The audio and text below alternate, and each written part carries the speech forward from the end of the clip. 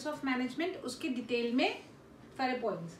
Last video में मैंने आपको बताया था कि कितने लेवल्स होते हैं मैनेजमेंट के, 3 लेवल्स होते हैं, टॉप, मिडिल एंड सुपरवाइजरी। इसमें कौन कौन से लोग होते हैं, इनका क्या काम होता है, मैंने आपको शॉर्ट में बताया था। अब देखो, जब एग्जाम में क्वेश्चन आता है तो आपको लिखना कैसे है ताकि आपको फुल मार्क्स मिल सके उस क्वेश्चन में, वो बहुत इंपॉर्टेंट है। कई बार हमें टॉपिक समझ आ जाता है, हमें पता होता है कि इस टॉपिक का क्वेश्चन है, लेकिन हम उसे इस तरीके से रिप्रेजेंट नहीं कर पाते अपनी आंसर शीट में कि हमें उसमें फुल मार्क्स मिल पाए। सो बेटर ये है कि हमें उसके पीछे का लॉजिक पता हो कि एक टीचर जब चेक कर रहा है तो उसके दिमाग में क्या है, इसे फुल मार्क्स कब देने हैं। तो इन चीजों को ध्यान में रखना। जब भी आपके पास कोई क्वेश्चन आता है, मानिए आपके पास 4 मार्क्स का क्वेश्चन है, तो आपको ये ध्यान रखना है कि मुझे इसमें 4 सब हेडिंग्स देनी है। 4 सब हेडिंग्स बिल्कुल करेक्ट होनी चाहिए। ऐसे नहीं कि किसी भी लाइन को सब हेडिंग बना दिया, नहीं, वही सब हेडिंग जो मैं आपको लिखवाऊंगी आप वही सब हेडिंग लिखेंगे एग्जाम में अपनी आंसर शीट में। सब हेडिंग के अंदर आप अपने वर्ड्स में एक्सप्लेन कर सकते हैं, कोई प्रॉब्लम नहीं है, लेकिन सब हेडिंग आपकी एग्जैक्टली वही रहेगी, हाईलाइटेड ब्लैक कलर से, जो कि मैं आपको बताऊंगी, या आपके बुक में है या आपने जो लर्न करी है। अपने वर्ड्स में सब हेडिंग बनाने की कोशिश आप लोग मत करिए तो ज्यादा बेटर है, ठीक है। तो सबसे पहले हम बात करेंगे टॉप लेवल के क्या फंक्शंस होते हैं, फिर मिडिल लेवल के क्या फंक्शंस होते हैं, और सुपरवाइजरी लेवल के क्या फंक्शंस होते हैं, और इस टॉपिक का क्वेश्चन कैसे आता है वो भी मैं आपको बताऊंगी। मैं आपको पहले एक एग्जांपल देती हूँ। आप सब स्कूल में पढ़ते हैं, मानिए आपके स्कूल में एक चेयरमैन है। अब चेयरमैन के अंडर 10-15 स्कूल्स है, वो 10-15 स्कूल्स का मालिक है, तो ऑब्वियसली वो हर स्कूल में जा जाके हर बच्चे का परफॉर्मेंस नहीं देख सकता। तो चेयरमैन, ऑब्वियसली मैंने आपको पहले दिन ही बताया था, मैनेजर वो होता है जो अपना काम दूसरों से अपने गोल्स अचीव करने के लिए इफेक्टिवली और एफिशिएंटली करा पाए। तो चेयरमैन क्या करेगा, चेयरमैन हर स्कूल के लिए, हर सब्जेक्ट के लिए HODs अपॉइंट करेगा, हेड ऑफ डिपार्टमेंट्स अपॉइंट कर देगा। मैथ्स के लिए एक HOD, इंग्लिश के लिए एक HOD, कॉमर्स के लिए एक HOD, इस तरीके से उसने अलग अलग HODs अपॉइंट कर दिए। HODs हमेशा जाते हैं प्रिंसिपल के पास, हर स्कूल के प्रिंसिपल के पास रिपोर्ट लेने के लिए और बताने के लिए कि काम क्या है, ठीक है। और उनके नीचे होते हैं टीचर्स। प्रिंसिपल सारा काम करवाती है टीचर से। तो ये एक डिस्ट्रीब्यूशन बन गया, चेयरमैन हो गया टॉप में।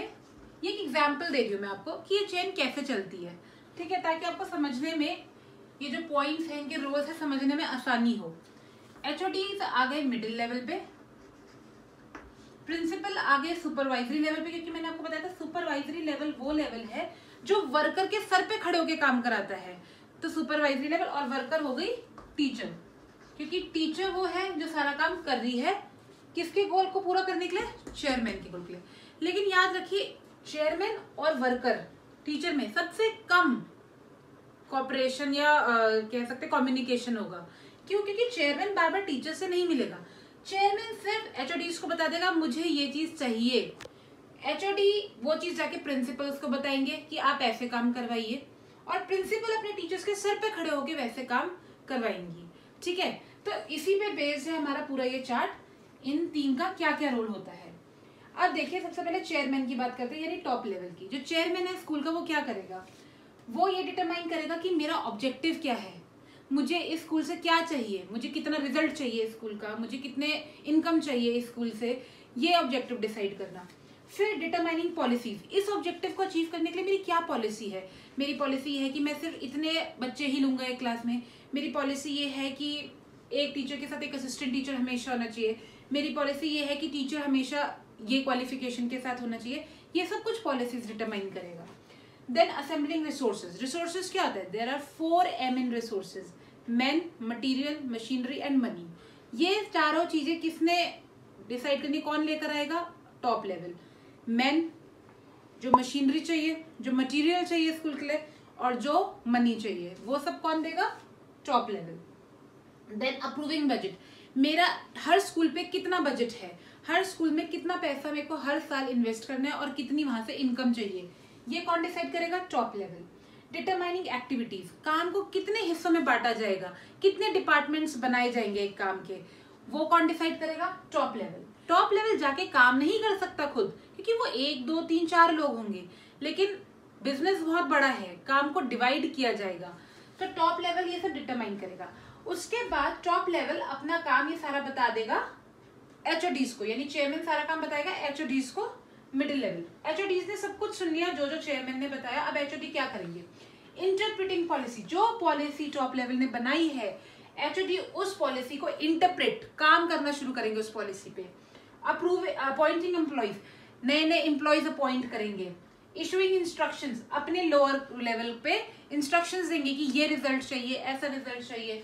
मोटिवेटिंग एम्प्लॉइज, अपने एम्प्लॉइज से मिलकर उनको मोटिवेट करेंगे। देखो एम्प्लॉइज को टाइम टू टाइम मोटिवेट करना बहुत जरूरी है, क्योंकि एम्प्लॉइज बहुत जल्दी लेथर्जिक भी हो जाते हैं, लेजी हो जाते हैं अगर उनपे बार बार सुपरविजन ना हो। तो एम्प्लॉय को मोटिवेट रखने का काम भी किसका होता है, मिडिल लेवल का। एंड क्रिएटिंग कॉपरेशन, ऑर्गेनाइजेशन में कॉपरेशन बना रहे, ये भी कौन देखेगा, मिडिल लेवल। अब आते हैं सबसे डिफिकल्ट जॉब प्रिंसिपल का, क्योंकि प्रिंसिपल वो है सुपरवाइजरी लेवल पे सबसे क्रूशियल जॉब होता है इनका, जो टीचर्स के सर पे खड़े रह के वो ऑब्जेक्टिव अचीव करवाएंगी जो टॉप लेवल ने डिसाइड किया है। क्योंकि एक्चुअली में काम कौन कर रहा है, आप स्कूल जाते हो, टीचर्स काम कर रहे हैं, प्रिंसिपल्स काम करवा रहे हैं, है ना। लेकिन ये सब काम किसके लिए कर रहे हैं, उस पर्सन के लिए काम कर रहे हैं जिसने ये ऑब्जेक्टिव डिसाइड किया था। तो लास्ट आता है सुपरवाइजरी लेवल यानी प्रिंसिपल का। सबमिटिंग वर्कर्स ग्रीवेंसेस, किसी भी टीचर को कोई प्रॉब्लम है, किसी वर्कर को कोई प्रॉब्लम है, कौन सुनेगा, chairman, no. HOD, no. Principal यानी supervisory level. Number 2, ensure proper working environment, हमारे स्कूल का एनवायरनमेंट सही रहे, हर बच्चा, हर क्लास, हर टीचर सेटिस्फाइड रहे, काम को एंजॉय करे, काम अच्छे से करे, कौन देखेगा, supervisory level. Ensuring safety of workers, मेरे वर्कर्स यानी एक प्रिंसिपल सोचे कि मेरे टीचर्स हमेशा सेफ रहे, वो कौन देखेगा, supervisory level.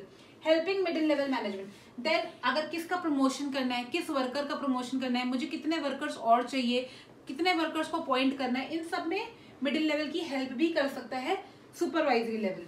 Then inviting suggestions, देखो असली काम जो करता है उसी को पता होता है कि इस काम को सबसे बेहतर तरीके से कैसे किया जा सकता है, क्योंकि असली काम वर्कर करता है यानी कि टीचर। तो टीचर से सजेशन कौन लेता है, प्रिंसिपल यानी सुपरवाइजरी लेवल, ताकि वो उस सजेशंस को आगे फॉरवर्ड कर सके।